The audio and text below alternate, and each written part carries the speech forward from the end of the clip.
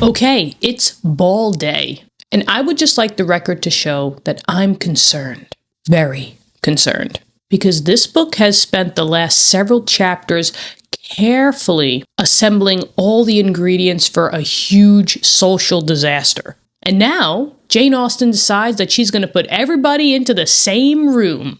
What could possibly go wrong? Actually, don't answer that. Also, I feel like everybody that's going to come to this ball is walking into it wanting something different. Mrs. Bennet is basically expecting a wedding announcement. Jane just wants to spend some more time with her Mr. Bingley. Elizabeth is hoping to see Mr. Wickham. And Mr. Collins is being... you got me. And I'm sitting here feeling that there's absolutely no chance that this is going to go well. Also, one thing that I've learned from reading this book with all you guys is that Regency balls are just not dances. They're negotiations. They're reputation management. They're gossip distribution centers. They're emotional battlefields. And honestly, I'm super fascinated. All right, so my dancing shoes are polished. Expectations are dangerously high. I'm super excited. Let's dive right in. Let's go to the ball. Okay, I'm super excited. It is ball time. What's going to happen? Probably a lot of stuff. So I'm super excited. I hope you are too. Let's get on down to it. So we're starting it off with Elizabeth. Yes. Till Elizabeth entered the drawing room at Netherfield. So we're not even wasting any time. Boom. We don't care how they got to Netherfield. Did they walk? Did they bring the chaise? Did they go on horseback? Nobody cares. Nobody cares. We are at Netherfield and we're going to have a good time. So till Elizabeth entered the drawing room at Netherfield and looked in vain for Mr. Wickham among the cluster of red coats there assembled, a doubt of his being present had never occurred to her. Is he not even going to be here? Is he not even oh boy. She has nowhere to hide. She is not hiding from Mr. Collins. He is going to be a bloodhound sniffing her scent. Where's Elizabeth? Oh, she's over there. Give me those 2 dances, girl. He might not even come. Oh no, this is not going to be good. Let's continue on. The drama has already started. I didn't even think of that. That's crazy. Okay. The certainty of meeting him had not been checked by any of those recollections that might not unreasonably have alarmed her. She had dressed with more than usual care and prepared in the highest spirits for the conquest of all that remained unsubdued of his heart, trusting that it was not more than might be won in the course of the evening. She decked herself out. She is pulling all the stops for Mr. Wickham. She got ready super carefully, did her hair, makeup done, whatever else has to be done. She's like, Mr. Wickham and I, this is our day. This is our day. Surprise, he's not even going to be here. Maybe he might make an appearance at the end. Who knows? But as far as what we know, he might not even come. So she got dressed up all for Mr. Collins. And he's probably saying, ooh, she dressed up all for me? She definitely wants to marry me. Oh boy, this is not good. This is not good. Let's tee the ball. Okay? Let's time out the ball. Let's do it for maybe next Tuesday. What about that? What about that, guys? Right? Jane, tell Mr. Bingley, please change it, please. But let's see. But in an instant arose the dreadful suspicion of his being purposely omitted. Purposely omitted? For Mr. Darcy's pleasure? In the Bingley's invitation to the officers. Wait. Is this for real? I think she's thinking this. I hope she's thinking this. She's saying, well, she's thinking that maybe he wasn't even invited. Maybe Mr. Darcy had something to say to Bingley. And Mr. Darcy said, dude, invite all the ensigns for the little Bennets, Kitty, Lydia, but please bro, my dude, okay? We got all these handshakes. Don't invite Wickham, all right? Just between you and me. Is that the case? I don't know. Oh gosh, let's continue on.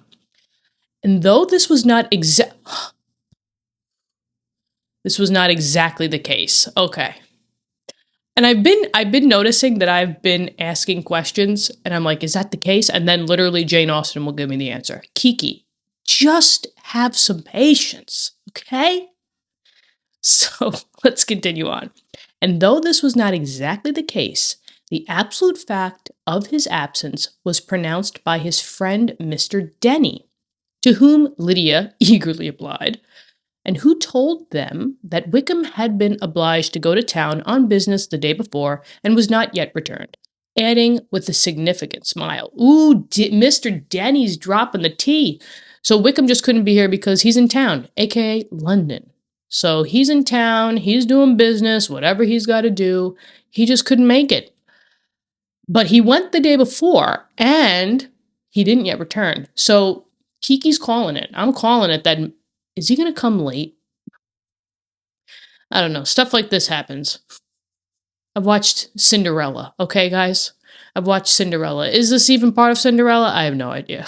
That was just the first movie that came into my mind.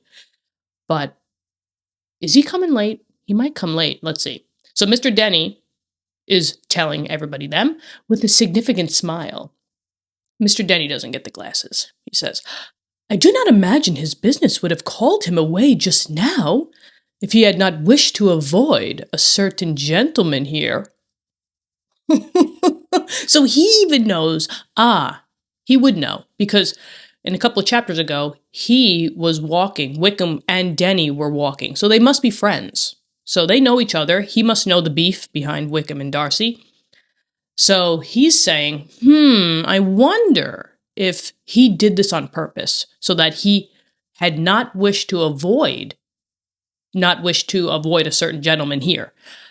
Going back to the red versus white debate, maybe he did turn white. Maybe that was all lies that Wickham told Elizabeth, how he wasn't avoiding Darcy. Interesting. I'm always clocking it. Here we go. This part of his intelligence, though unheard by Lydia, because Lydia is in La La Land. She's at the ball. She's looking at all the ensigns. She's looking at all the dudes. So she's not hearing anything. So this part of his intelligence, though unheard by Lydia, was caught by Elizabeth. And as it assured her that Darcy was not less answerable for Wickham's absence than if her first surmise had been just. Every feeling of displeasure against the former was so sharpened by immediate disappointment that she could hardly rely with tolerable civility to the polite inquiries which he directly afterwards approached to make. She's pissed. She's so pissed, and she doesn't know why Wickham is not here. So Elizabeth still says, well, I can't really know that for sure, that Darcy was the one that told Bingley, hey, don't invite the dude. We don't know that for certain, but she's so disappointed that he's not coming.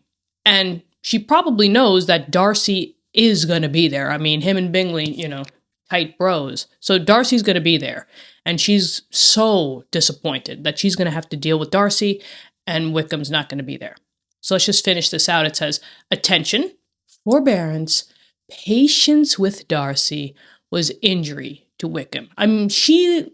Not to say that she's in love with Wickham, but she likes Wickham and talking to Darcy, paying attention to him, being respectful, being patient to him is kind of like a little slight at her boy Wickham, even though Wickham's not going to be there. So is he going to know? But people talk in the Regency era.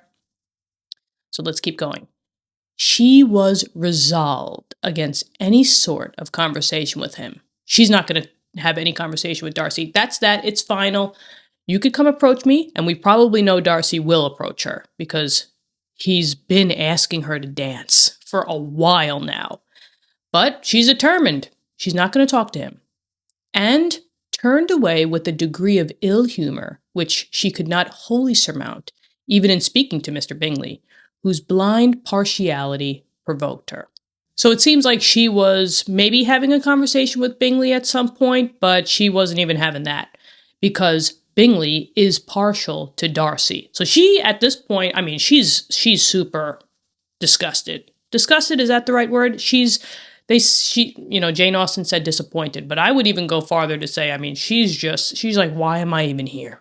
Why am I even here? Right? I wanted to be with Wickham. Now all of a sudden I'm going to have to be dancing around with Mr. Collins and I ain't doing any of that. So she doesn't want to talk to Darcy. She doesn't want to talk to Bingley because of his association to Darcy. She's just miserable. That might be the word. But let's continue on. But Elizabeth was not formed for ill humor. So she's going to fight through it, maybe. And though every prospect of her own was destroyed for the evening, she only had one prospect, and that was Wickham. And now he's not going to be here. So, and even though every prospect of her own was destroyed for the evening, it could not dwell long on her spirits. That's our girl. And having told all her griefs to Charlotte Lucas, aka her bestie, whom she had not seen for a week, she was soon able to make a voluntary transition to the oddities of her cousin and to point him out to her particular notice.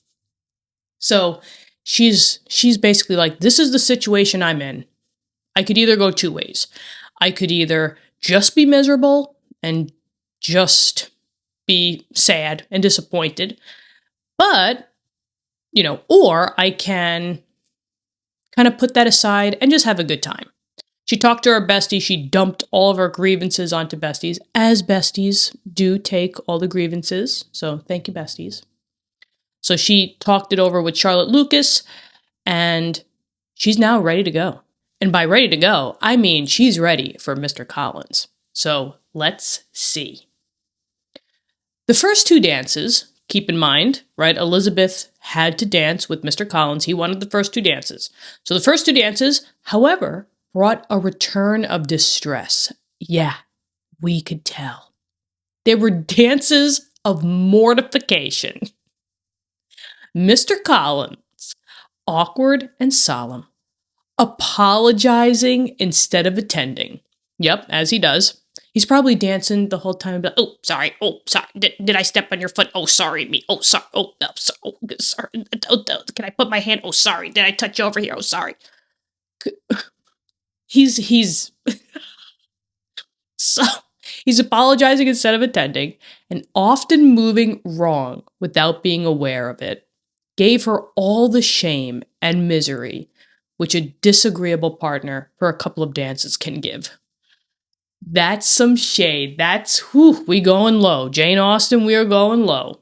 The moment of her release from him was ecstasy.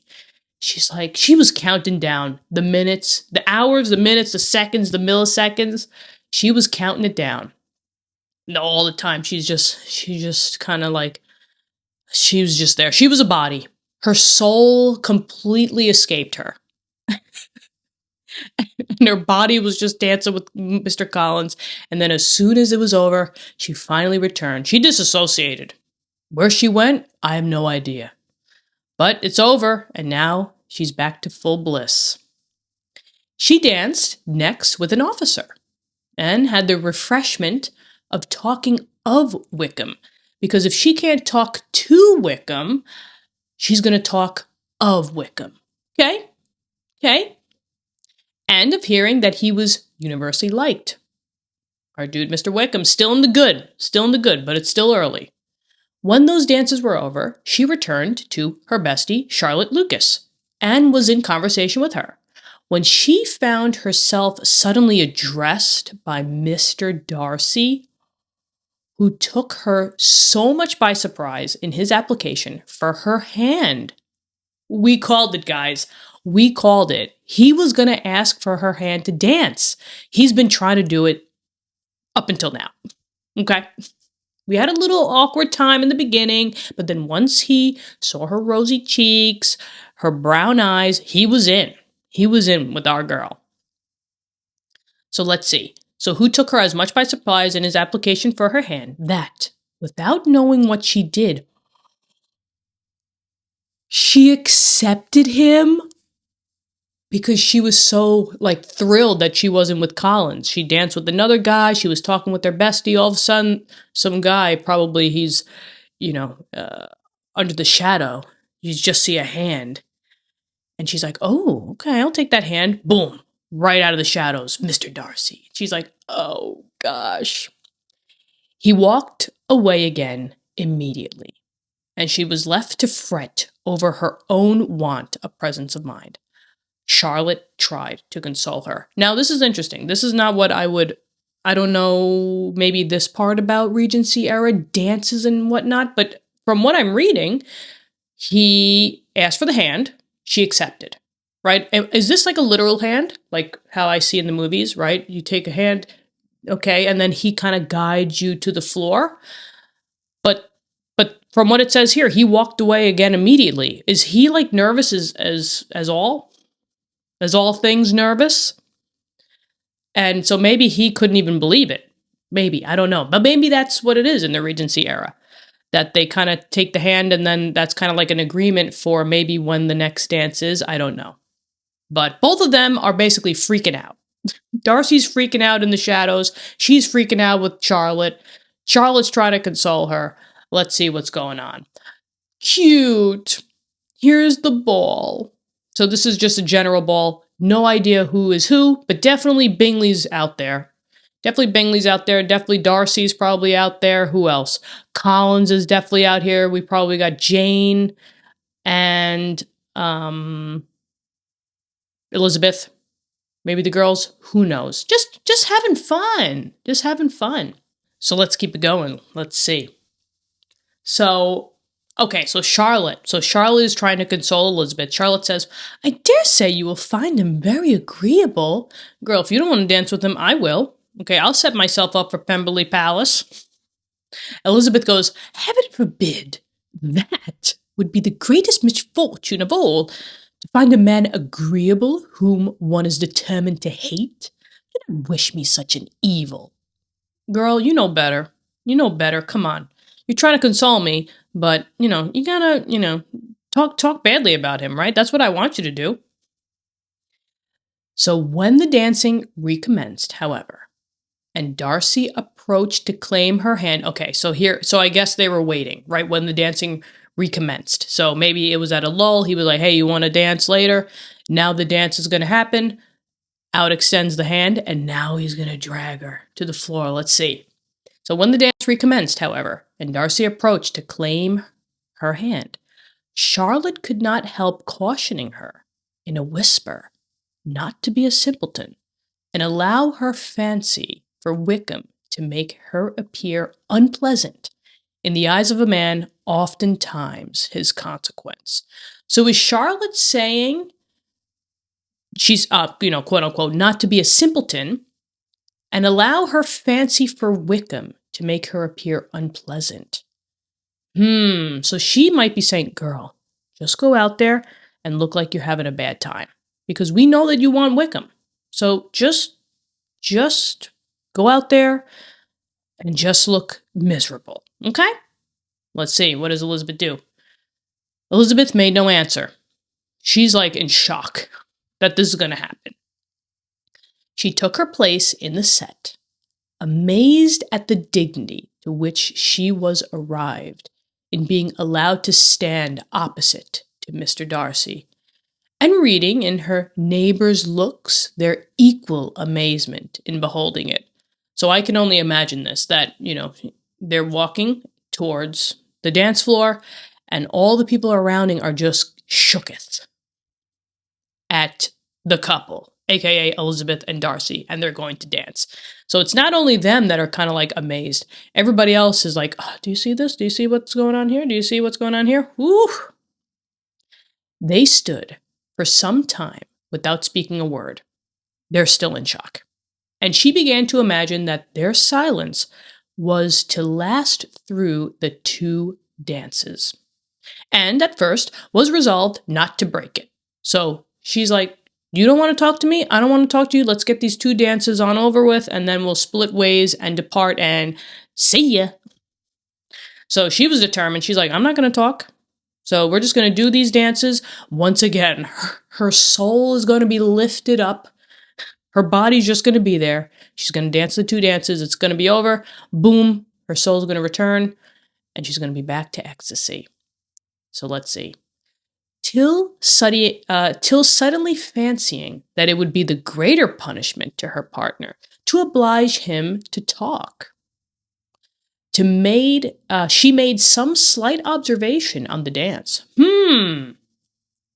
Why would that be a punishment? Why would she want him to talk? Because then she probably would have to answer, right? That's interesting. So she made some slight observation on the dance.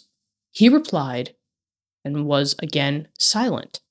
And after a pause of some minutes, she addressed him a second time with dun dun dun. So I would think that she would just want to just go about dancing. Let's not talk. But then again, she knows something that Darcy doesn't know that she knows, right? If that kind of makes sense. She knows that Wickham told him about Darcy and told her about Darcy, and Darcy probably doesn't know that, right? I'm trying to think. Yeah. He could make assumptions or whatever, but he doesn't know that she knows all that stuff. So from his side of perspective, he's like, oh, we were talking, we were kind of bickering, we were kind of, we both have humor going back and forth and kind of making cute little digs at each other at Netherfield. Haven't seen you in a while. Saw you that one time, but then I had to leave with my man Bigley. But I don't know. Let's see. What is she going to say? It is your turn to say something now, Mr. Darcy. I talked about the dance, and you ought to make some kind of remark on the size of the room or the number of couples. Okay, so it's an open-ended question. It's not a yes or no. You know who would love this? Mr. Collins. But it's not Mr. Collins, it's Darcy. So she's trying to get him to say something. But he smiled and assured her that whatever she wished him to say should be said. Dude, I'm just going to be here. Whatever you want me to do, I'll do. Okay? Because, girl, you're looking fine tonight. So she comes and says, very well, that reply will do for the present. Perhaps by and by I may observe that private balls are much pleasanter than public ones. But now we may be silent. I tried to talk. You didn't really want to talk. We're going to just chill in the silence for the next dances. Goodbye. The soul has now left. Let's see. Ooh. No, it's not. He comes back and says, should Darcy have the glasses? Darcy should have the glasses, right? Do you talk by rule, then, while you were dancing? So he is not going to agree with her statement. She's like, we can be silent. And he's like, nah, girl, we're going to talk now. So she says, sometimes one must speak a little, you know. It would look odd to be entirely silent for half an hour together. And yet, for the advantage of some, conversation ought to be so arranged as that they may have the trouble of saying as little as possible. So he's basically like, do you just talk to your dancing partners because just to be nice, by rule? She says, sometimes. I mean, it's a half hour. What are you going to stare at somebody for a half hour? And then half hour's done. Okay, thanks for dancing. No, I mean, you got to say something. So Darcy comes back and says, are you consulting your own feelings in the present case? Or do you imagine that you are gratifying mine? So are you doing this because of how your own thoughts or what you think I'm feeling right now? What does she say? Both, replied Elizabeth archly. For I have always seen a great similarity in the turn of our minds. That is true. They are similar in some ways. We are each of an unsocial, taciturn disposition, unwilling to speak, unless we expect to say something that will amaze the whole room and be handed down to posterity with all the eclat of a proverb. So I see what he's doing. He's just trying to keep conversation open by maybe just trying to keep asking her questions, but we shall see. But she is basically saying, look, we're both very similar. We are usually unsocial, taciturn, so quiet, reserved disposition. We don't really speak unless we're going to say something so amazing that we feel very strongly about that we should say something. So then Darcy comes in and says, "This is no very striking resemblance of your own character, I am sure," said he. "How near it may be to mine, I cannot pretend to say. You think it is a faithful portrait, undoubtedly." So he's coming back at her.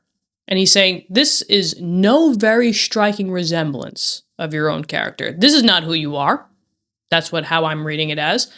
Which I would say, as I was reading that, she's not unsocial. She's so humored, right? She's always witty. She's always got something to say.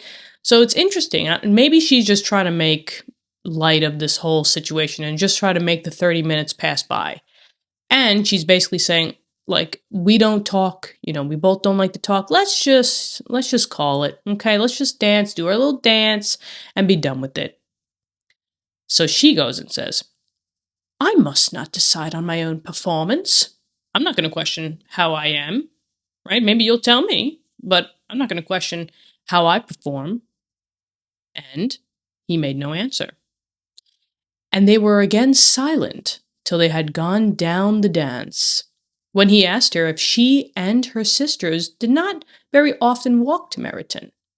She answered in the affirmative, and, unable to resist the temptation, added, "When you met us there the other day, we had just been forming a new acquaintance." She's dropping little nuggets. She's trying to see your side of the story, Mr. Darcy. I see her. She's always thinking ahead.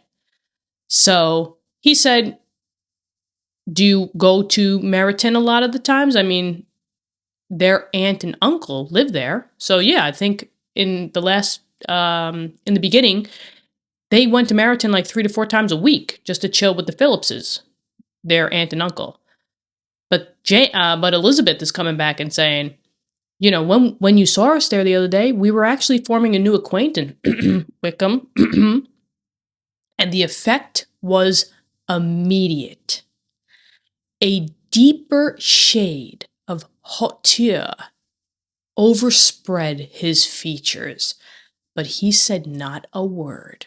So I think we finally maybe have our answer.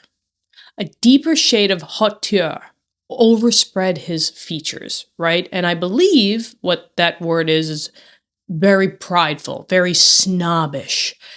Definitely would not be white. Definitely would not be a shade of white.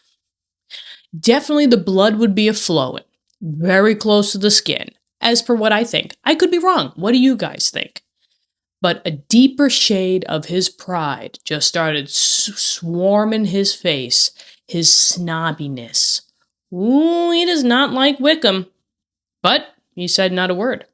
And Elizabeth, though blaming herself for her own weakness, she was impulsive. She shouldn't have said that. Should she have said that?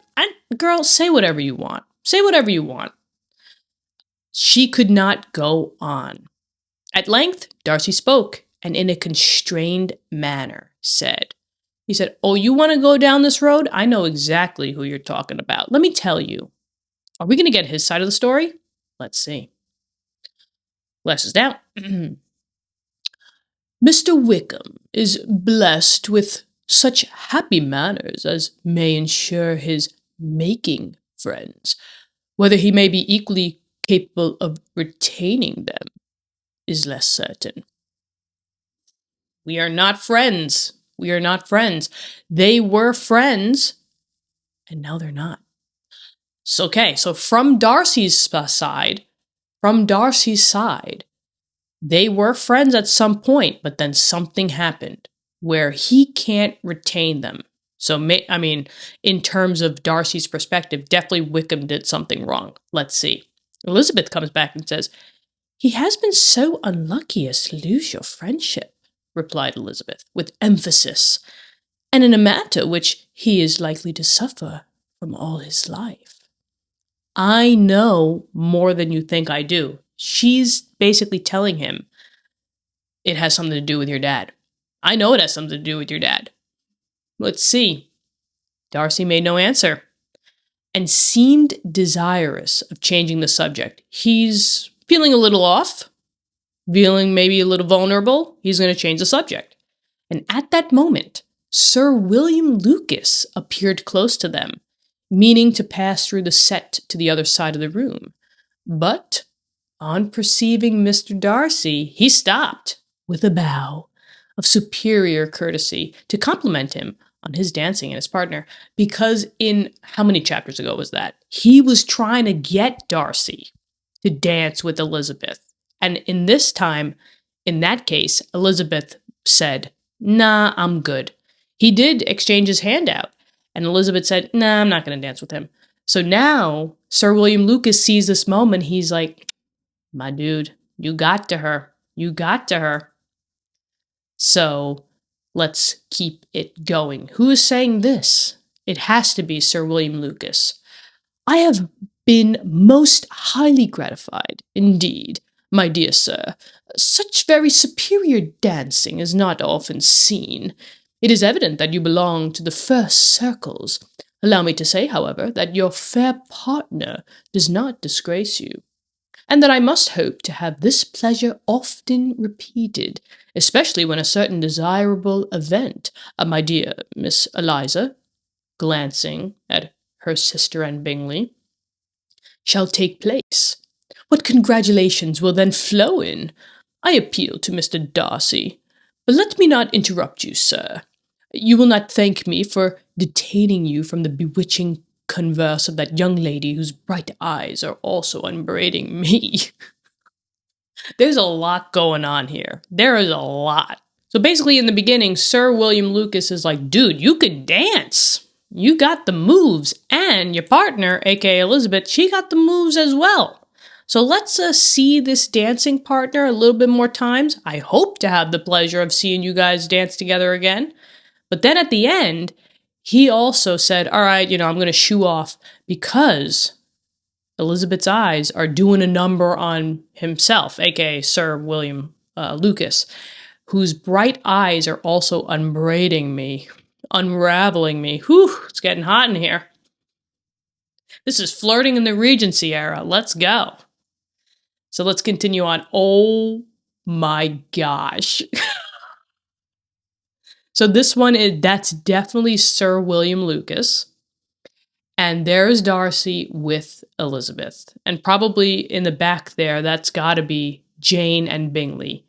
And look at Darcy. He's like, "I'm dancing." And Sir William Lucas is like, "Oh, this is so great. This is so great. I can't believe I'm seeing you two dance."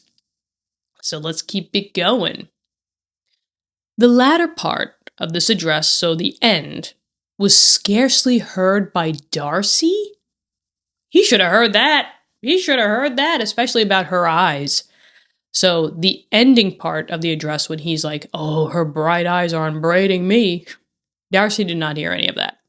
But Sir William's allusion to his friend seemed to strike him forcibly, and his eyes were directed, with a very serious expression, towards Bingley and Jane, who were dancing together. Recovering himself, however, shortly, he turned to his partner and said, "They're still talking." Okay, so they are still talking. He looked a little bit at Bingley and Jane just to see what was going on there, but now he's back. He's back to talking to Elizabeth, and he goes, "Sir William's interruption has made me forget what we were talking of. Please, yes, remind me of what we were talking about. Do I even remember?" Yes.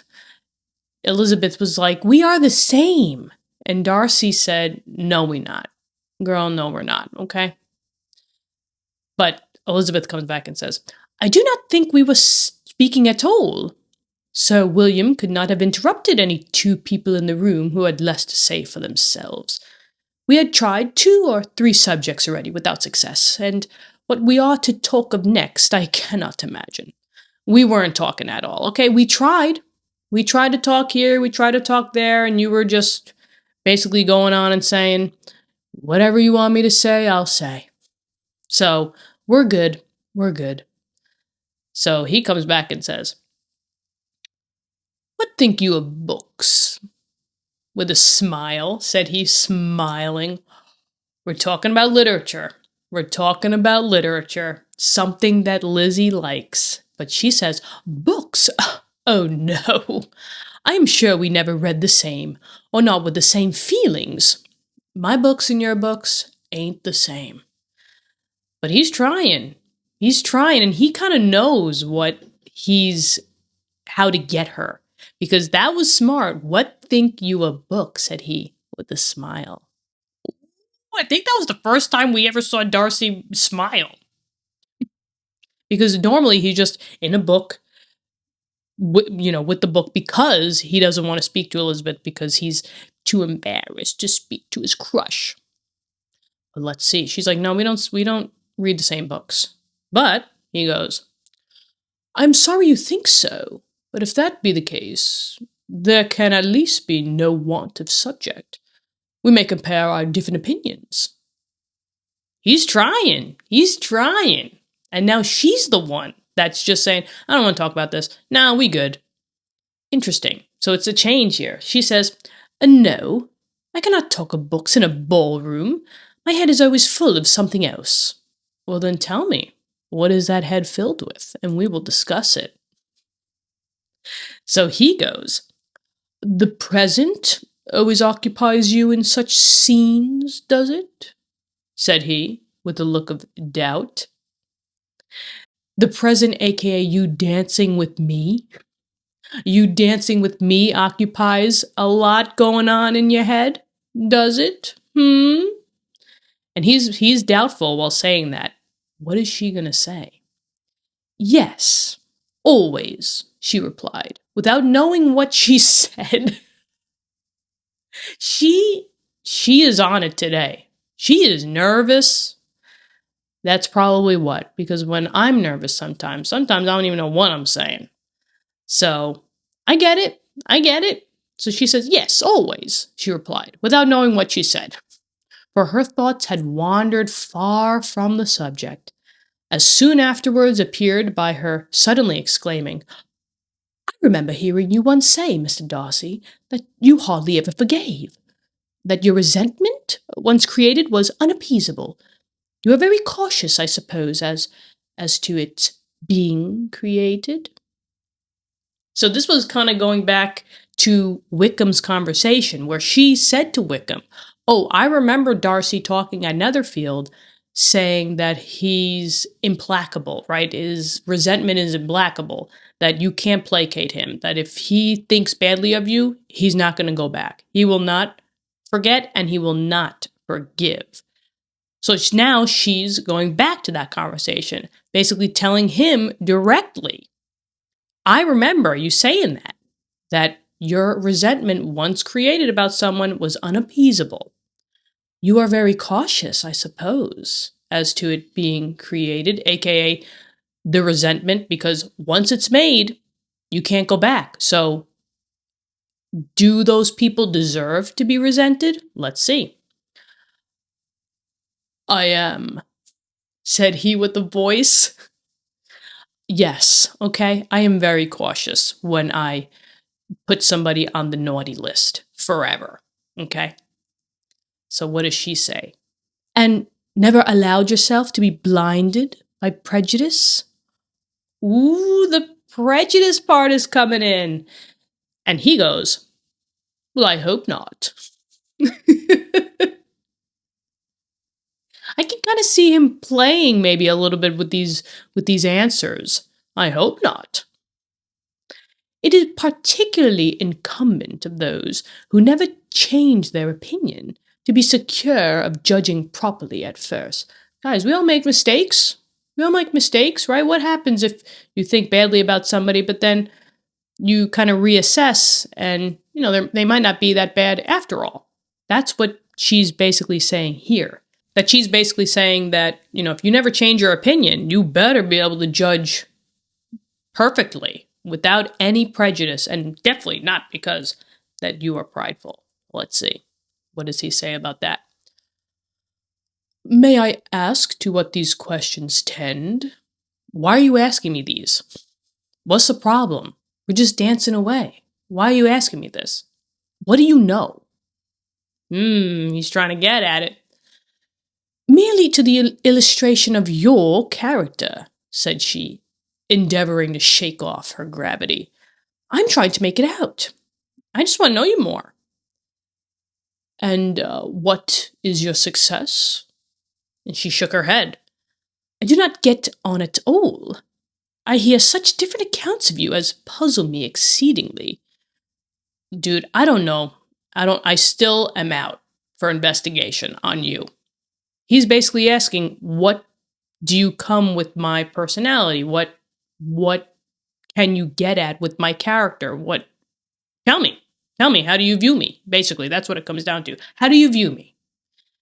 And she says, I have no idea. Okay, you're still a mystery to me. And he goes, well, I can readily believe, answered he, gravely, that reports may vary greatly with respect to me.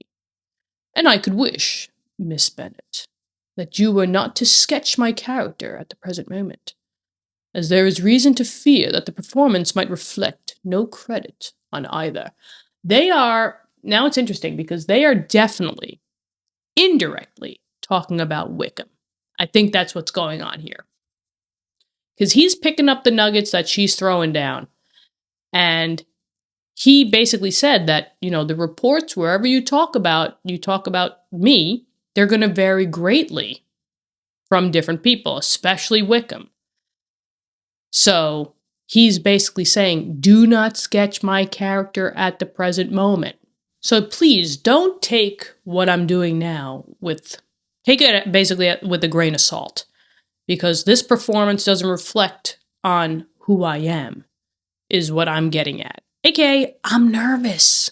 He's probably nervous. And if we're nervous, we've seen with Elizabeth, she's saying things that she don't even know what she's saying. He's doing things probably that he don't even know that he's doing.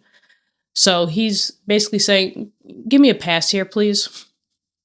But Elizabeth comes back and says, but if I do not take your likeness now, I may never have another opportunity.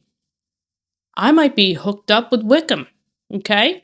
I might not have any other opportunity to see you. So I gotta take it now. What does he say about that?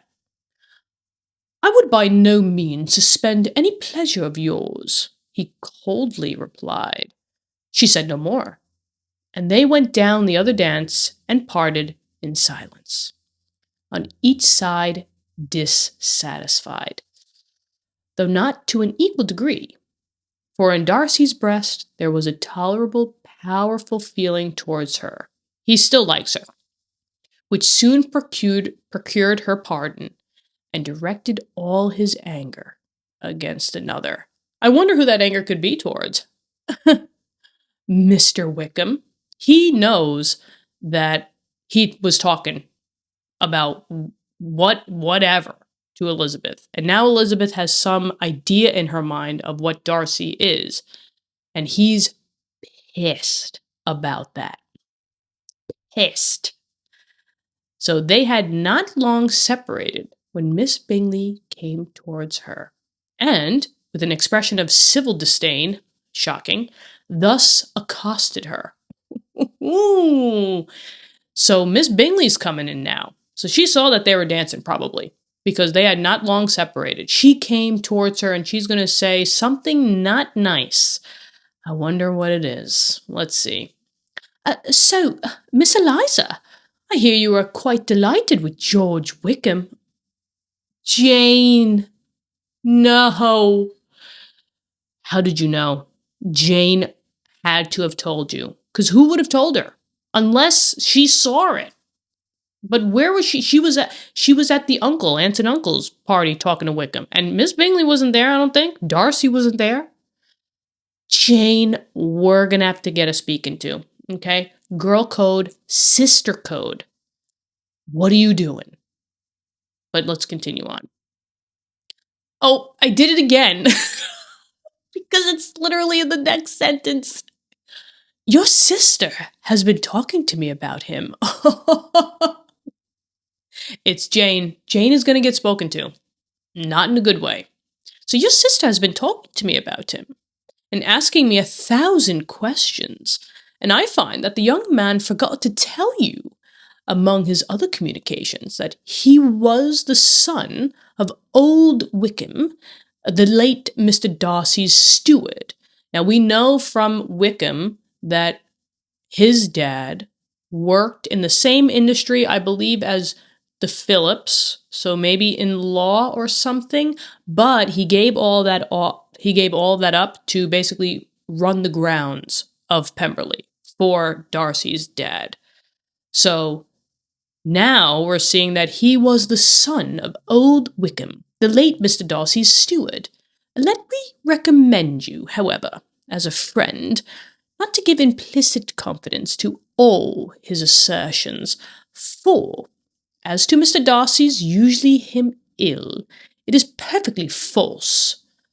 On the contrary, he has been always remarkably kind to him, though George Wickham has treated Mr. Darcy in a most infamous manner. Just like what we were talking about last chapter, that he could have been lying. Maybe this was all a lie. To get Wickham to get Wickham to get a little bit closer to Elizabeth. So Miss Bingley is on Darcy's side, of course, saying don't pay any attention to George Wickham and what he's saying, because he's running his mouth and he's lying to you. She keeps on going. She's going off.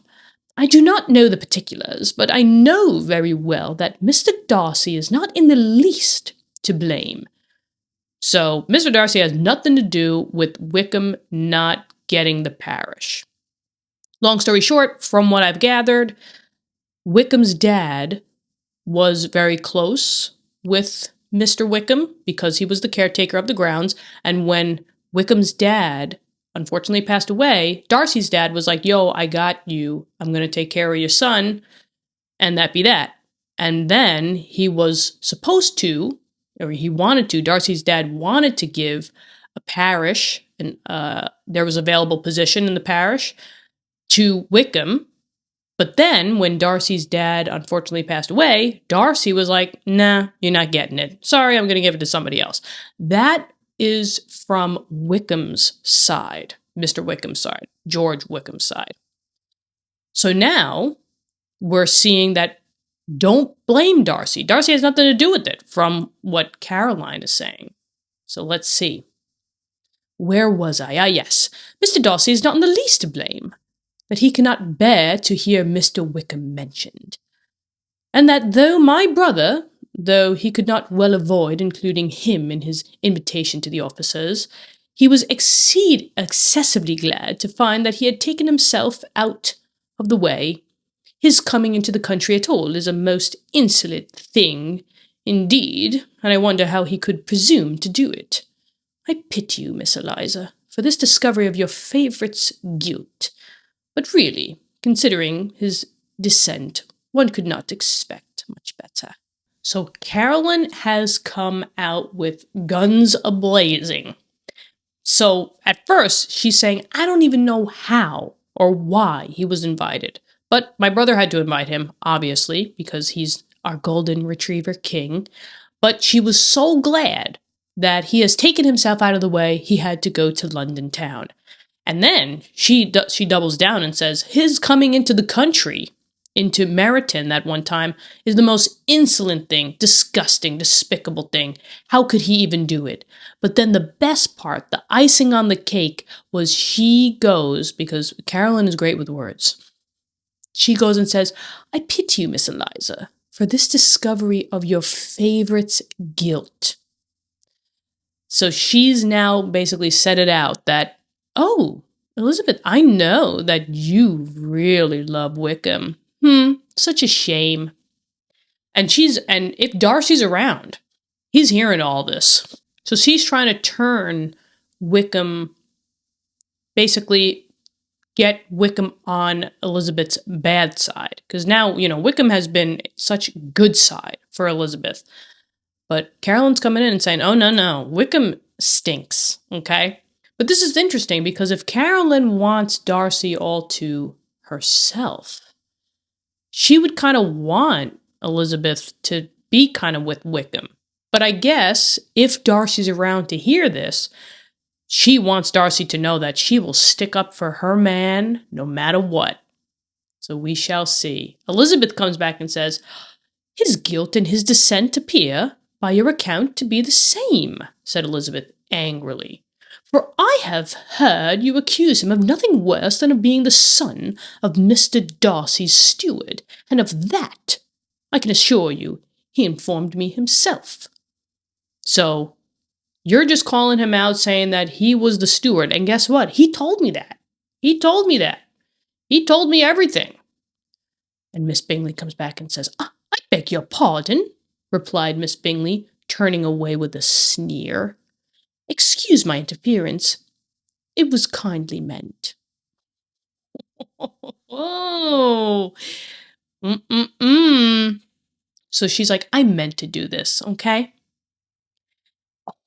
And Elizabeth comes back and says, insolent girl, said Elizabeth to herself. You are much mistaken if you expect to influence me by such a paltry attack as this.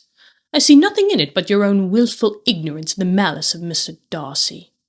She then sought her eldest sister, Jane, who had undertaken to make inquiries on the same subject of Bingley. Jane met her with a smile of such sweet complacency, a glow of such happy expression, as sufficiently marked how well she was satisfied with the occurrences of the evening. Jane has no idea what's going on. Jane has no idea that she is the reason that Caroline and Elizabeth are now at a duel. So Elizabeth turned to Jane. Jane is like in blissful felicity. She's got such a happy expression on her face. She's loving the evening. Is she going to get spoken to? Let's see. Elizabeth instantly read her feelings, and, at that moment, solicitude for Wickham, resentment against his enemies, and everything else, gave way before the hope of Jane's being in the fairest way of happiness. Okay, so Elizabeth seems like she's going to be speaking to Jane. And when she does, she sees Jane's face. She's so happy. And basically all of what Elizabeth has to deal with, aka worry for Wickham, resentment against aka Mr. Darcy, and Caroline at this point. And everything else went bye-bye. She is just going to talk to her sister. Let's see. So Elizabeth says, I want to know, said she, with a countenance no less smiling than her sister's, what you have learnt about Mr. Wickham. But perhaps you have been too pleasantly engaged to think of any third person, in which case you may be sure of my pardon. Is she trying to see if maybe Jane will out herself and say, oh, I spoke with Caroline about Mr. Wickham. So interesting. And Elizabeth is just coming right for Jane. She's just like, so I want to know, what have you learned about Mr. Wickham? Tell me. Who have you been talking about it? Let's see. What does Jane say? No, replied Jane. I have not forgotten him, but I have nothing satisfactory to tell you. Mr. Bingley does not know the whole of his history, and is quite ignorant of the circumstances which have principally offended Mr. Darcy. Bingley is just like Jane. Even if Bingley knew, he probably isn't going to tell, right? He locks the key and throws it away, basically. So Bingley has no idea what's going on. He's not going to say anything. But he will vouch for the good conduct, the probity and honor of his friend, and is perfectly convinced that Mr. Wickham has deserved much less attention from Mr. Darcy than he has received. And I am sorry to say that by his account, as well as his sister's, Mr. Wickham is by no means a respectable young man. I'm afraid he has been very imprudent and has deserved to lose Mr. Darcy's regard. So it seems like, who is this? Bingley and Bingley's sister both are on Team Darcy, but we still have no idea why. And through secondhand, Jane is now on Mr. Darcy's side. So who's on Mr. Wickham's side? Elizabeth, and that's basically it. But also, Jane is also sticking up for Darcy because she said that Wickham deserved much less attention than from Darcy than he has even received. And definitely something had to have happened because he is not a respectable young man. So everybody is not on Wickham's side except for Elizabeth. But can Elizabeth see and say, okay, well, if Bingley, Caroline, my own sister is against Wickham, should I be too? Interesting. Let's see. So Elizabeth says, Mr. Bingley does not know Mr. Wickham himself? That's suspicious. And Jane says, no, he never saw him till the other morning at Meryton. They've never met? I wonder where Wickham is from. Well, we know that he lived very, very close to Pemberley. And Bingley and Darcy are very, very good friends. They're bro besties. So why didn't Bingley ever hang out with Wickham? Something ain't right here. The math ain't mathin'. I think Bingley's not telling something that he knows, but interesting. So Jane says, no, he never saw him till the other morning at Meryton. And then Elizabeth comes back and says, well, this account then is what he has received from Mr. Darcy. I am perfectly satisfied. But what does he say of the living? And Jane comes back and says, he does not exactly recollect the circumstances, though he has heard them from Mr. Darcy more than once, but he believes that it was left to him conditionally only. So there is that such thing with the living with Wickham, and once his father died, Mr. Darcy's dad was going to take care of him and give him the living, the parish. He was supposed to be a clergyman of some sort. But now he's working with the enzymes, with the corpse, the military, because that deal didn't go through by Darcy. So Elizabeth is smart because she says, well, if Bingley hasn't heard of Wickham, everything that he knows about him is coming from Darcy. Okay, so that's that. But also when she was talking about the living, Bingley says, well, he doesn't really know about that either, but only that it was left to him on conditions. Let's see. How's Elizabeth going to say about that? Well, I have not a doubt of Mr. Bingley's sincerity, said Elizabeth warmly. But you must excuse my not being convinced by assurances only. Mr. Bingley's defence of his friend was a very able one, I dare say, but since he is unacquainted with several parts of the story, and has learnt the rest from that friend himself, I shall venture still to think of both gentlemen as I did before. So she's kind of right on that, because if Jane only knows from Bingley, who only knows from Darcy, that's only a one-sided story. So Elizabeth knows that it's basically all one-sided in favor of Darcy. So she says, well, if that's what it is, I can't really be on that side.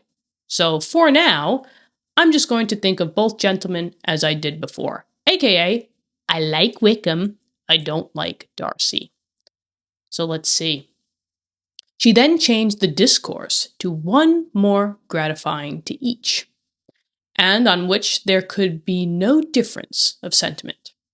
Elizabeth listened with delight to the happy, though modest hopes which Jane entertained of Bingley's regard, and said all in her power to heighten her confidence in it.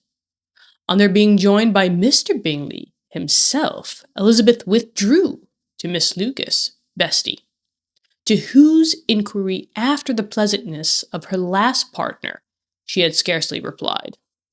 Before Mr. Collins came up to them, oh no, and told her with great exultation that he had just been so fortunate as to make a most important discovery. Of course.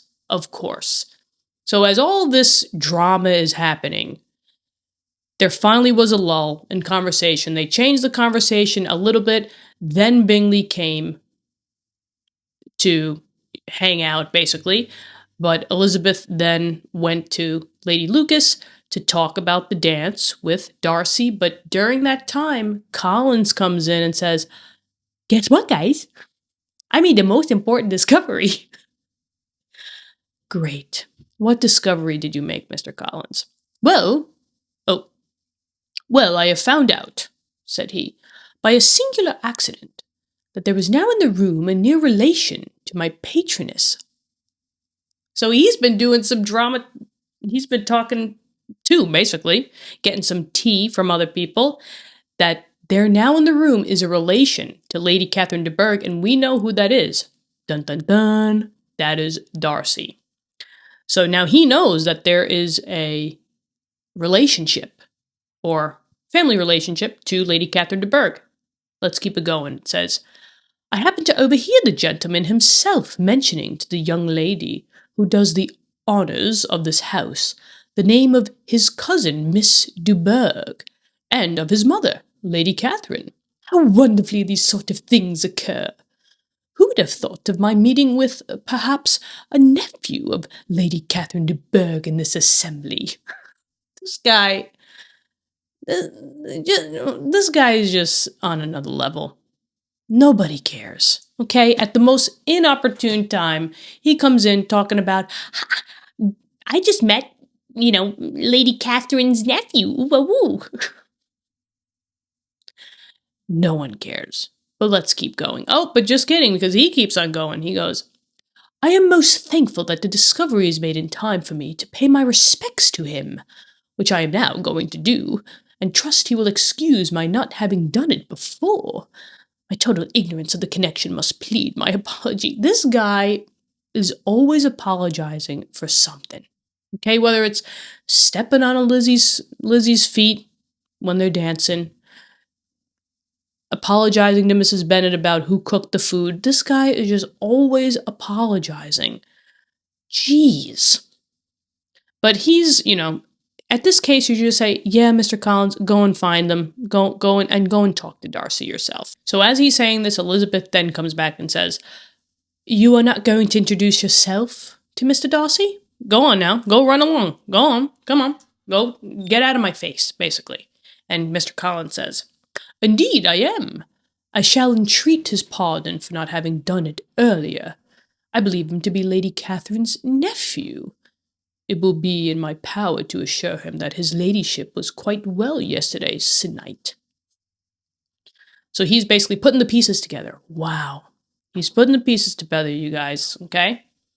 So he now knows that Mr. Darcy is the nephew of Lady Catherine, and he's going to introduce himself to Mr. Darcy. He's like over the moon.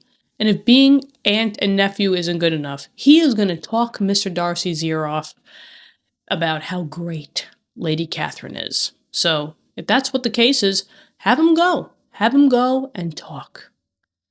So Elizabeth tried hard to dissuade him from such a scheme, assuring him that Mr. Darcy would consider his addressing him without introduction as an impertinent freedom, rather than a compliment to his aunt, that it was not in the least necessary there should be any notice on either side, and that if it were, it must belong to Mr. Darcy, the superior, in consequence, to begin the acquaintance. Mr. Collins listened to her with the determined air of following his own inclination, and when she ceased speaking, thus replied. So Elizabeth came and said, you can't just go up to Mr. Darcy. Something about the social status, that Mr. Darcy is superior. He must come to you. Is that true in the Regency era? So Elizabeth is basically saying, if you go to him, he's going to think of some type of way about you. And we don't want that. So I'm just letting you know that he has to be the one that comes to you because of the social status. So interesting. Mr. Collins gave his ear. He listened to her. And then when she stopped talking, he's going to say something. Is it a sentence? No. It is definitely not going to be a sentence. It's definitely going to be a whole paragraph. Yes, there it is. And what does he have to say?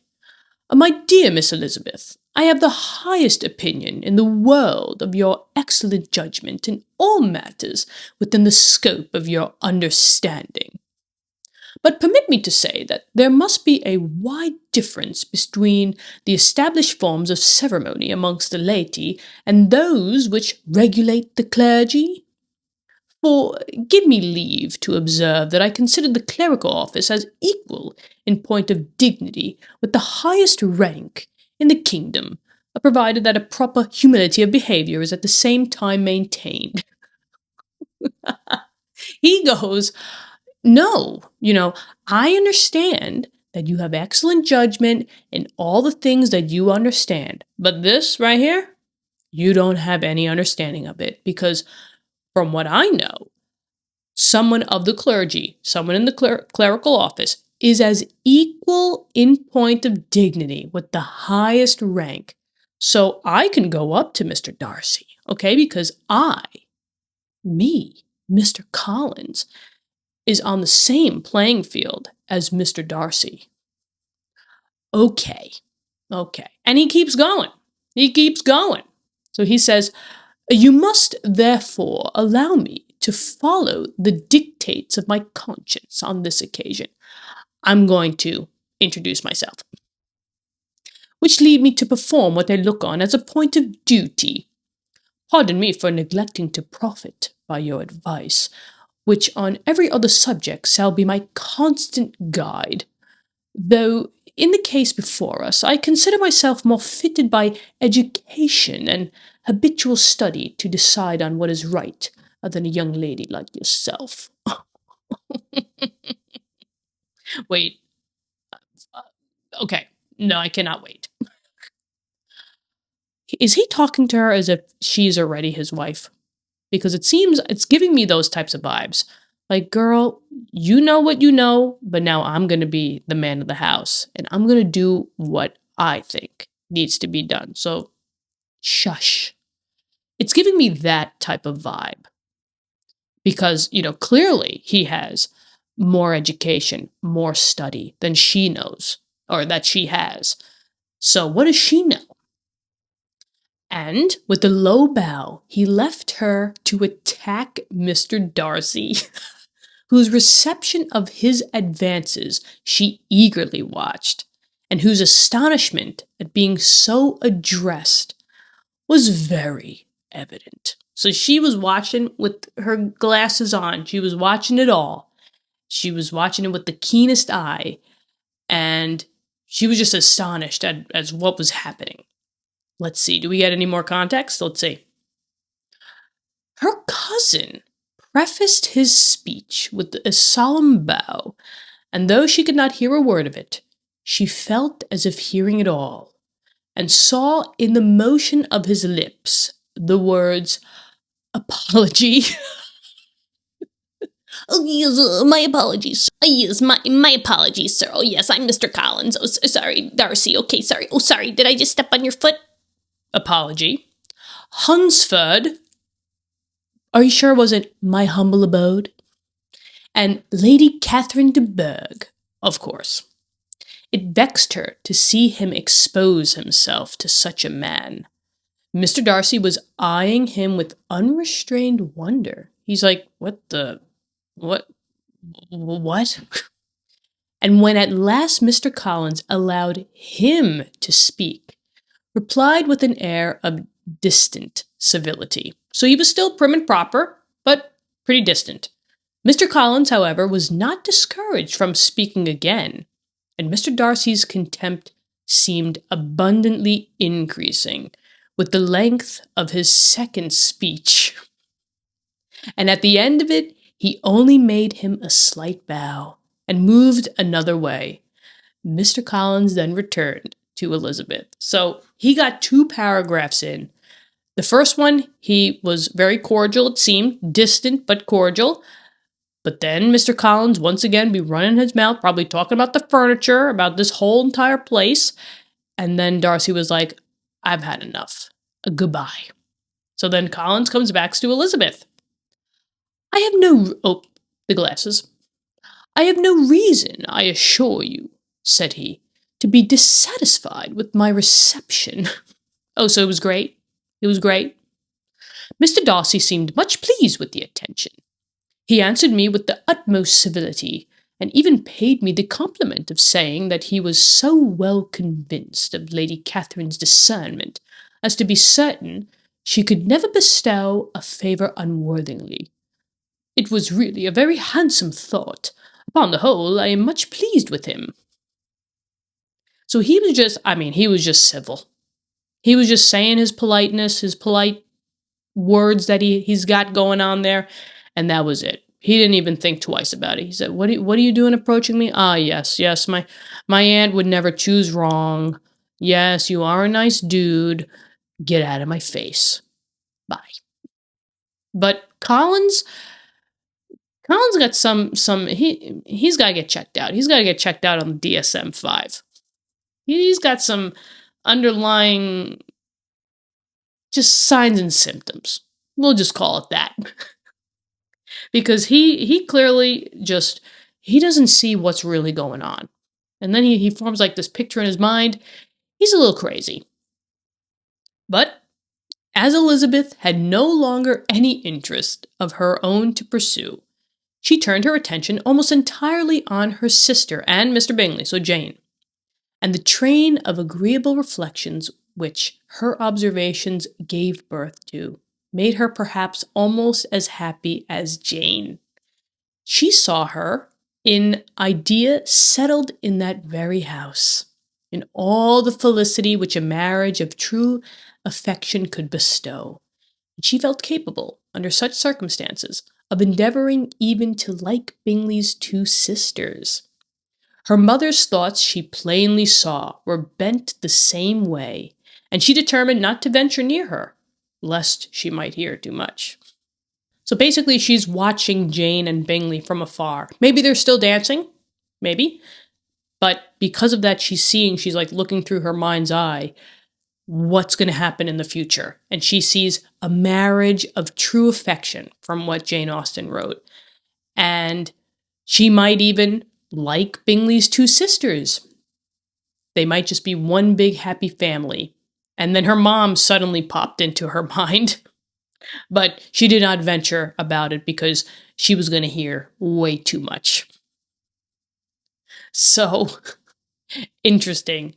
So, but she's really happy for Jane because Jane's been through a lot. She's had that really bad cold, but her and Bingley are still going strong in this book.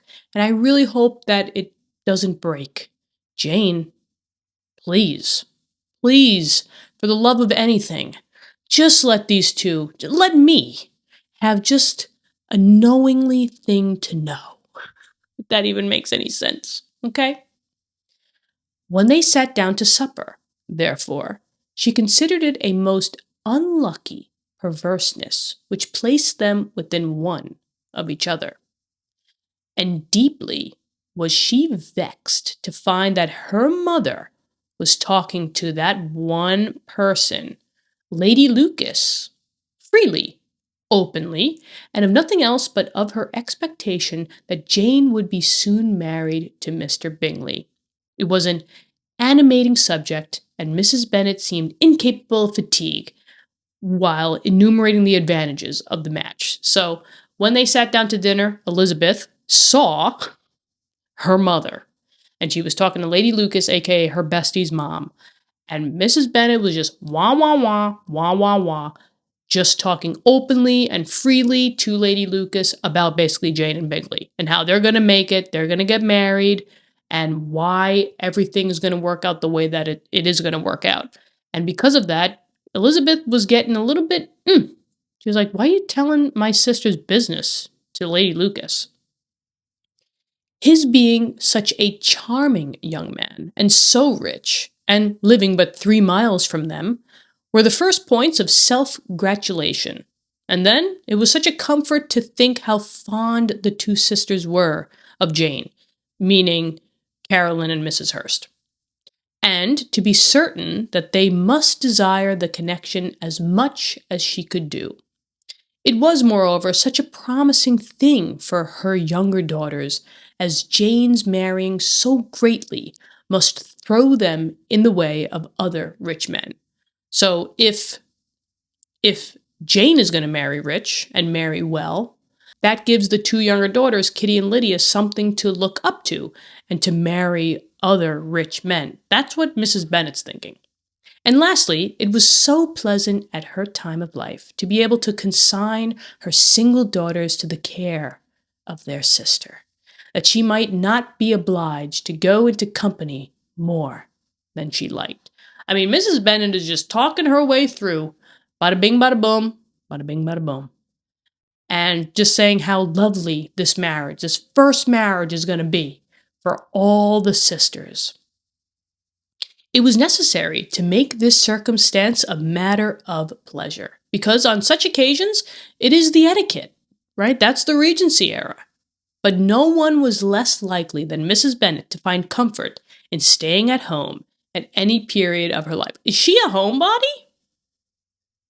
No one was less likely than Mrs. Bennet to find comfort in staying at. Yeah, I was gonna say, Mrs. Bennet does not just like to chill at home. She wants to know the tea. She wants to know everyone's business. So she concluded with many good wishes that Lady Lucas might soon be equally fortunate, though evidently and triumphantly believing there was no chance of it. She's just talking smack in front of Lady Lucas's back. No, she's saying, well, I hope that Caroline finds someone nice, you know? But in the back of her mind, she's saying, girl, please, we know. We know that your daughters ain't going to marry well. Mrs. Bennet, calm it down. Sheesh. But we kind of love Mrs. Bennet, even though she's crazy.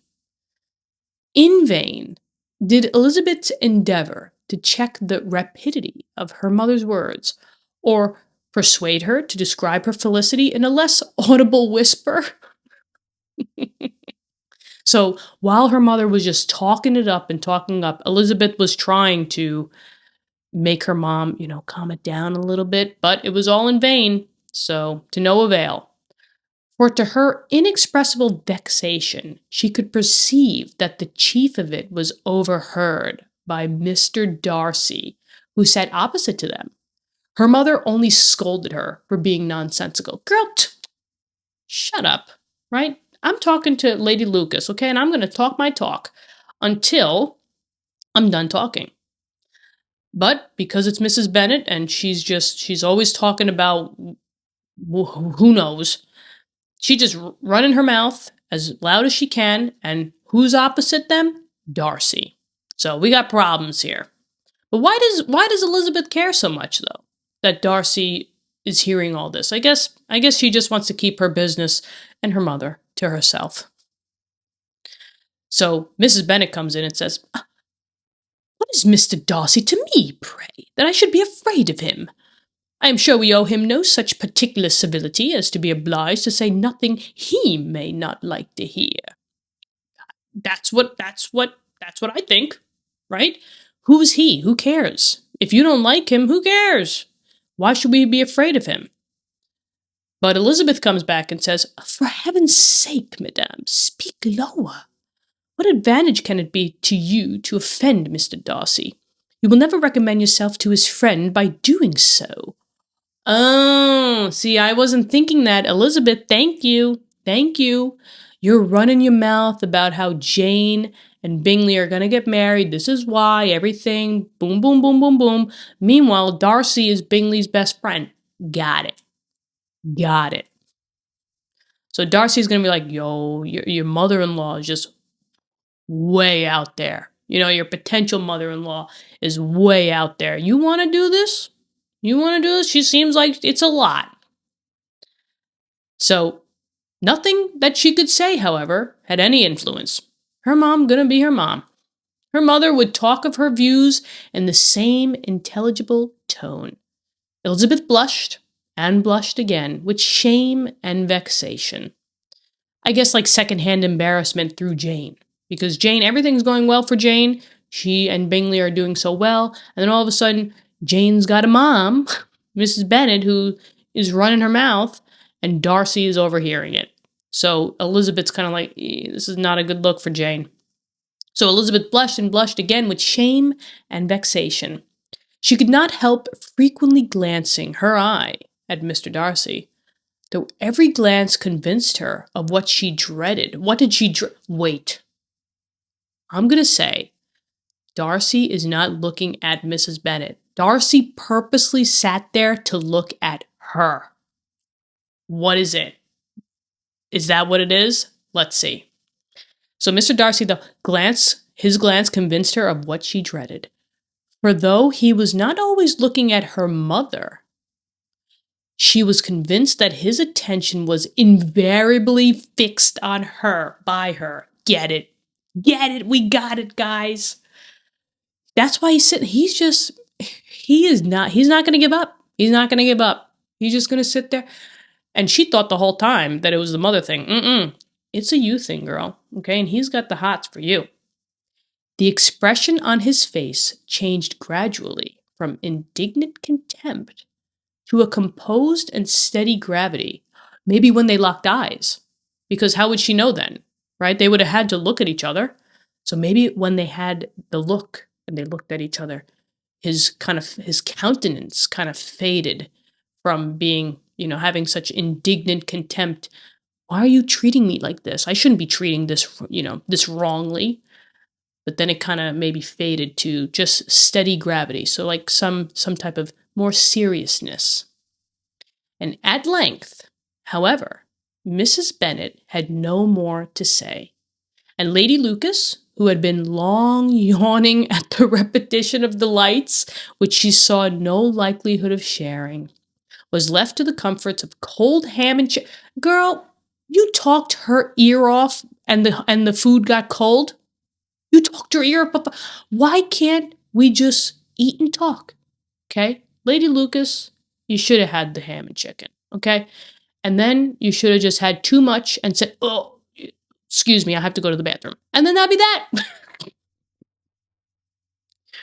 So Lady Lucas is like, she's yawning, she's done with the conversation, and she's going back to eating some cold ham and chicken. And Elizabeth now began to revive. Oh.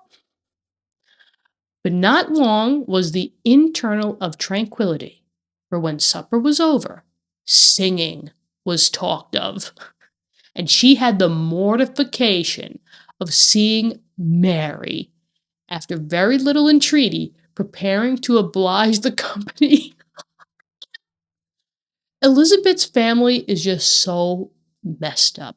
Mrs. Bennet and Mary. I mean, Jane isn't really messed up, but Mary, she had the mortification of seeing Mary. Nobody's asking her. Nobody is asking her. No one is begging her for her to sing. And it reminds me of that SNL skit where she's like, don't make me sing. Oh, please don't make me sing. That's Mary. So nobody's asking for her to sing. And in her mind, she's like, everybody's asking. And she's obliging the company. She is going for it. By many significant looks and silent entreaties did she endeavor to prevent such a proof of complacence. But in vain. So maybe some people were kind of looking at her like, girl, don't go up. But in vain. Mary would not understand them. Such an opportunity of exhibiting was delightful to her, and she began her song. Of course she's going to sing. Of course, because she's Middle Mary. She's got to go above and beyond and prove to everybody that she knows everything and knows how to sing the best, when clearly she doesn't. She doesn't know how to play the piano the best or sing the best, but she's going to go on and do her thing.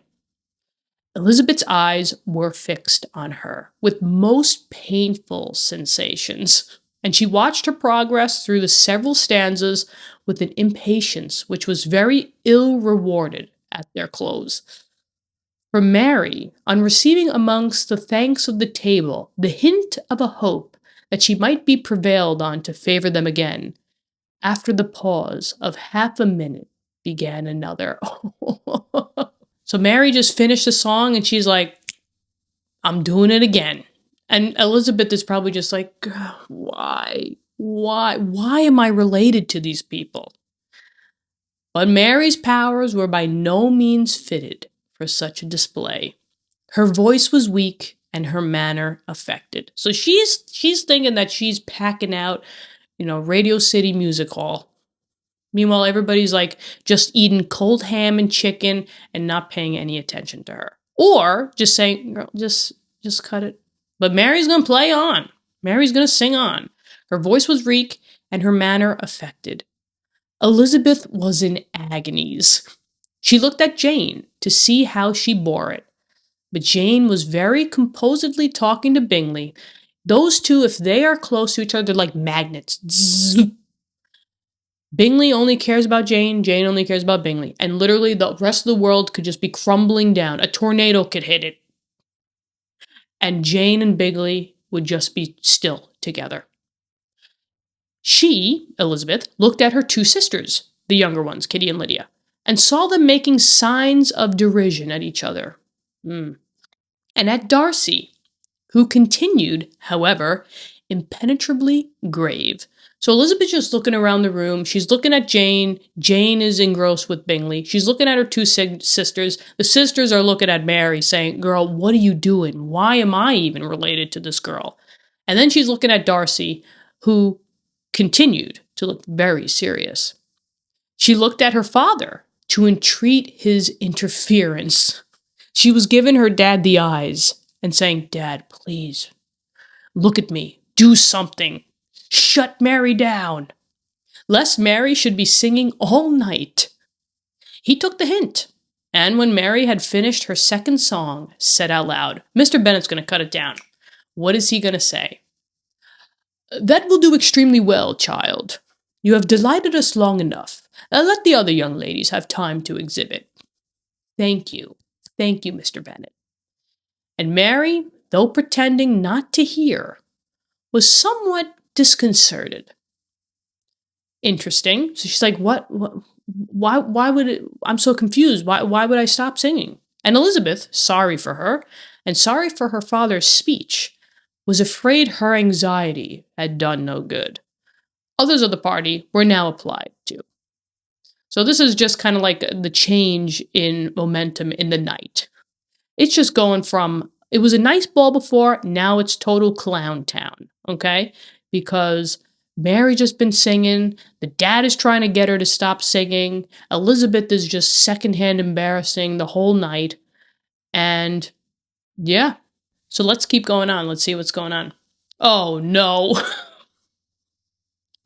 Now this is Clown Town PhD version, because you can't get any worse than this. Mr. Collins coming in and says, if I, said Mr. Collins, were so fortunate as to be able to sing, I should have great pleasure, I am sure, in obliging the company with an air, for I consider music as a very innocent diversion, and perfectly compatible with the professions of a clergyman. I do not mean, however, to assert that we can be justified in devoting too much of our time to music, for there are certainly other things to be attended to. The rector of a parish has much to do. In the first place, he must make such an agreement for tithes as may be beneficial to himself and not offensive to his patron.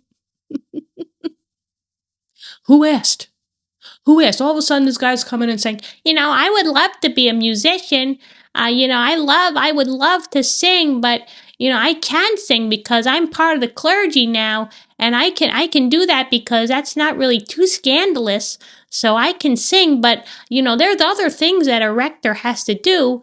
I have to rect stuff and, be a clergyman, so, Colin, just enough. But I love at the end, he says, in the first place, he must make such an agreement for tithes as may be beneficial to himself and not offensive to the patron, aka, how much money? How much money can a patron give that's not offensive to them, but beneficial to me? That's how I take it. This guy is just crazy. And he's not going to stop there. He's going to keep talking. He must write his own sermons, and the time that remains will not be too much for his parish duties, and the care of improvement of his dwelling, which he cannot be excused from making as comfortable as possible. And I do not think it of light importance that he should have attentive and conciliatory manners towards everybody, especially towards those to whom he owes his preferment. I cannot acquit him of that duty, nor can I think well of the man who should omit an occasion of testifying his respect towards anybody connected with the family. Dude, what? I love how is he speaking to himself in the third person? He must write his own sermons, and the time that remains will not be too much for his parish duties. He's going off about all the stuff that he has to do. Nobody asked. Nobody asked. Nobody cares. Nobody asked. Get with Mary. Okay? Skip Elizabeth. Go on and get with Mary. Because you two would be perfect for each other. Please. So there's quotes here at the end, which means that hopefully he's done. Who is going to tell him just stop talking? We'll see. And with a bow to Mr. Darcy, he concluded his speech. So he saw Mr. Darcy, he's like, ooh, okay, I'm done. I'm done. He concluded his speech, which has been spoken so loud as to be heard by half the room. Many stared, many smiled, but no one looked more amused than Mr. Bennet himself. While his wife seriously commended Mr. Collins for having spoken so sensibly, and observed in a half-whisper to Lady Lucas that he was a remarkably clever, good kind of young man, because Mrs. Bennet knows that Mr. Collins is going after Elizabeth. So she's going to talk to Lady Lucas and say, yo, I got another dude on the way with Elizabeth.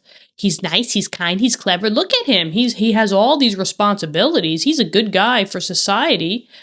Elizabeth's going to do great. Meanwhile, Mr. Bennet is probably just chilling there and just taking it all in. Because remember, he said, this dude is absolutely absurd. Which Mr. Collins is absurd. And to Elizabeth it appeared that had her family made an agreement to expose themselves as much as they could during the evening, it would have been impossible for them to play their parts with more spirit or finer success. And happy did she think it for Bingley and her sister that some of the exhibition had escaped his notice, and that his feelings were not of a sort to be much distressed by the folly which he must have witnessed. Because, remember, it's a ball for Jane and Bingley to kind of still get to know each other, be fond of each other. So meanwhile, all this clown town problems are going around the table with Mary and Mrs. Bennet and Mr. Collins and Elizabeth just looking mortified and Mr. Bennet is just taking it all in. Thankfully, Jane did not have to see most of this because they're just so in tune with each other that they don't care about anybody else. So, good on them. So Elizabeth's like, whew, thank goodness at least one of us did not have to witness this. But Darcy did. But Darcy is thinking, if this is your family, I'm still all in. That's probably what he's thinking. He's like, you can't deter me, Elizabeth. I'm coming for you. That his two sisters, so Caroline and Mrs. Hurst, and Mr. Darcy, however, should have such an opportunity of ridiculing her relations was bad enough, and she could not determine whether the silent contempt of the gentlemen or the insolent smiles of the ladies were more tolerable. Uh-oh. So they're going to be running their mouth. Darcy and the two sisters saw everything to relay the message back to Bingley later. The rest of the evening brought her little amusement, so nothing really happened toward the end. She was teased by Mr. Collins, dude, enough, who continued most perseveringly by her side, and though he could not prevail with her to dance with them again, put it out of her power to dance with others. He's already thinking that they are mated. They are married, they are mated. Dance with me again. She's like, no. But because of that, she didn't really dance with anybody else. In vain Did she entreat him to stand up with somebody else and offer to introduce him to any young lady in the room? Just like how I said in the beginning of this epic chapter. Right? Just kind of say, you don't want to dance with me. What about her over there in the corner? But in vain. Didn't happen.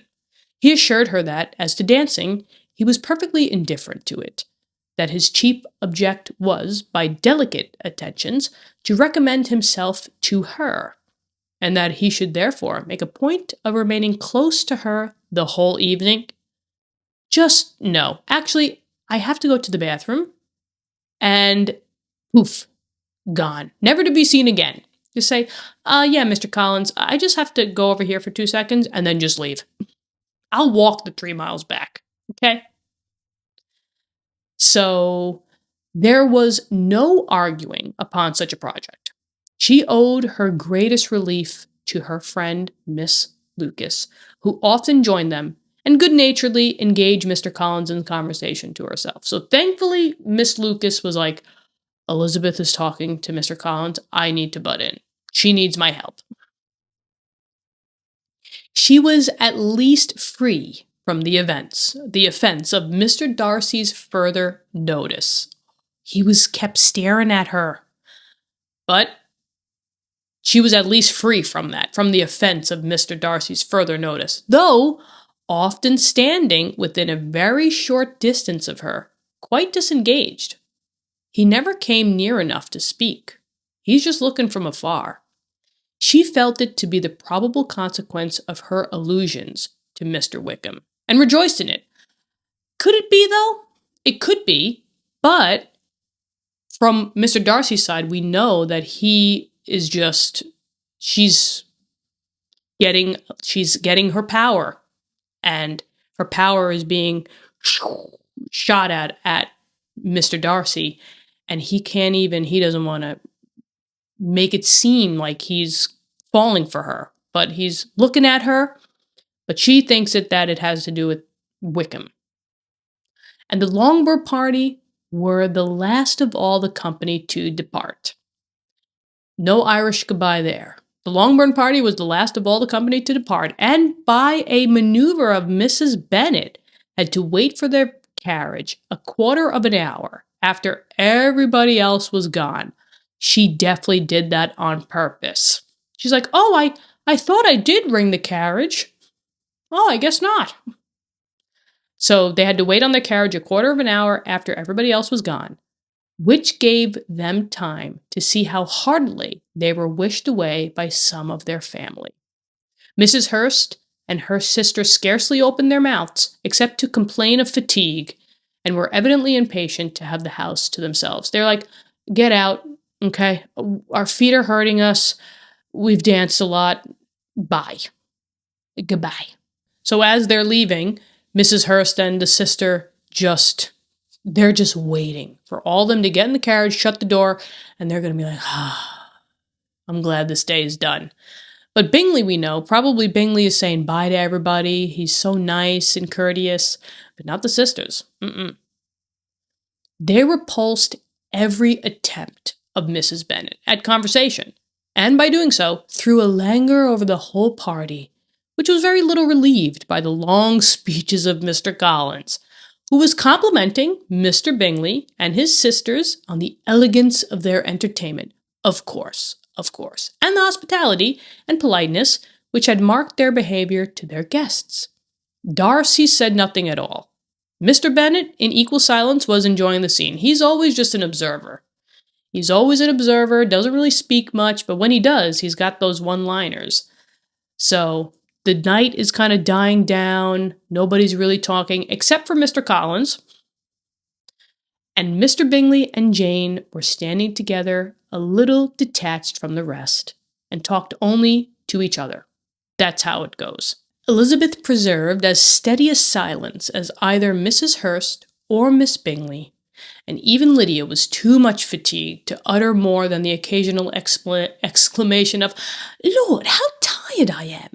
accompanied by a violent yawn. They had a blast. Well, I wouldn't say a blast. It was a night.